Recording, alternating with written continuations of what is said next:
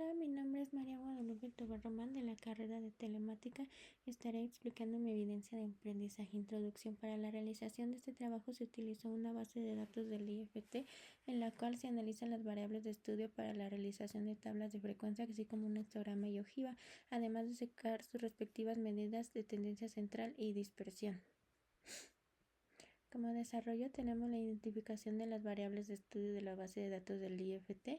Tenemos ID operador, concesionario, estatus, servicios, renta mensual con impuestos, velocidad de MPS y también tenemos una velocidad de subida. Tenemos el cálculo de intervalos en el que tenemos el número de datos, valor mínimo, máximo, rango, número de intervalos y amplitud. Esto se hizo con la fórmula de Sturges, pero a continuación tenemos la tabla de frecuencias, que explicaré por qué no utilicé los intervalos con esta fórmula. Tenemos el histograma, que se observa que los datos pues están más en el centro, y también la ojiva, que se observa que pues va subiendo y se va quedando como estática. Para las representaciones visuales como el histograma y la ojiva se realizaron los respectivos cálculos para los datos de las bases de datos de la variable velocidad de subida. Se observó que hay mucha variedad en los datos y pues estos, al haber mucha dispersión, pues con el cálculo de Sturges solamente se almacenaban en un intervalo. Entonces pues los intervalos se hicieron como de forma manual para que pues se distribuyeran mucho mejor los datos. Tenemos que los datos que se almacenaron pues fueron los 41.3, 123.88, obteniendo 65% de los datos. Les sirven los intervalos 13.79, 41.33, 371.33, 113.02, donde el intervalo tiene un 33%. Y el segundo intervalo 99.5%.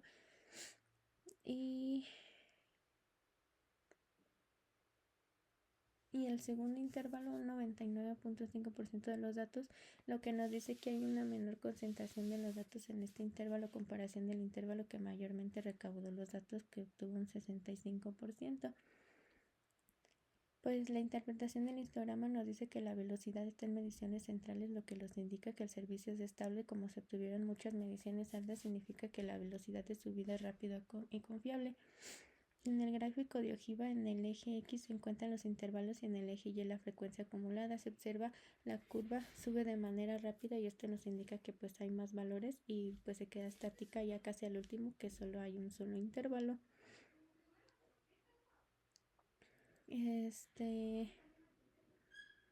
Los primeros intervalos 5.51, 1.53, 1.53, 4.6 obtuvieron un crecimiento gradual, lo que indica que una gran cantidad de usuarios tienen velocidades de subida relativamente bajos.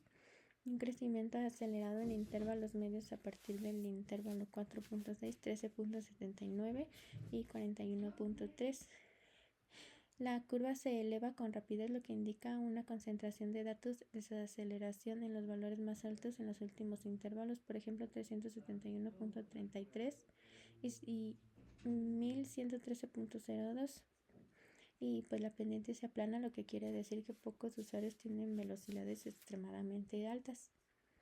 En el ejercicio 2, para calcular las medidas de tendencia central, media, mediana y moda para los datos agrupados de velocidad en MPS, se calcularon los intervalos, pero de igual manera los intervalos quedaban muy grandes y todos los datos se concentraban en un solo intervalo, por lo que también se hicieron de forma manual. Al realizar los cálculos para la obtención de intervalos, estos no eran proporcionales y los datos de la base de datos quedaban almacenados en un solo intervalo, por lo cual se realizó de forma manual. Los intervalos para una mejor dispersión de estos obtuvo una medida de 353.1 debido a la presencia de valores grandes en los intervalos superiores, lo que sugiere que los usuarios tienen velocidades muy altas, lo que eleva el promedio. La mediana indica que 50% de los datos están por debajo de aproximadamente 73.51, lo que nos da una mejor idea del valor atípico. La moda nos dice que el intervalo más frecuente, o sea el más común, es el de alrededor de 41.71, lo que refleja la velocidad más representativa de la muestra. En el ejercicio 3, para calcular las medidas de dispersión, aquí sí realizamos la fórmula de Sturges, porque aquí sí se distribuyeron mucho mejor los datos, aunque también vemos una concentración mucho más detallada en el primer intervalo, que nos indica que pues hay valores mucho menores. Al realizar los cálculos para los intervalos en esta ocasión, pues sí se utiliza esta fórmula, y los cuales de manera uniforme con esta ecuación obtuvimos la tabla de frecuencia y la marca de clase con la que obtuvimos las medidas de dispersión. Primeramente obtuvimos la media de 30.27.3.83005, que significa lo que en promedio los usuarios pagan al mes por su servicio de internet, y la desviación externa nos dio un total de 38.610.33167, lo que nos deja ver que hay una gran variabilidad en los usuarios llegan a pegar. Esto en mayor que la media, lo que sugiere que algunos usuarios pagan muy poco, probablemente tarifas básicas, indica desigualdad en los precios por planos o zonas geográficas.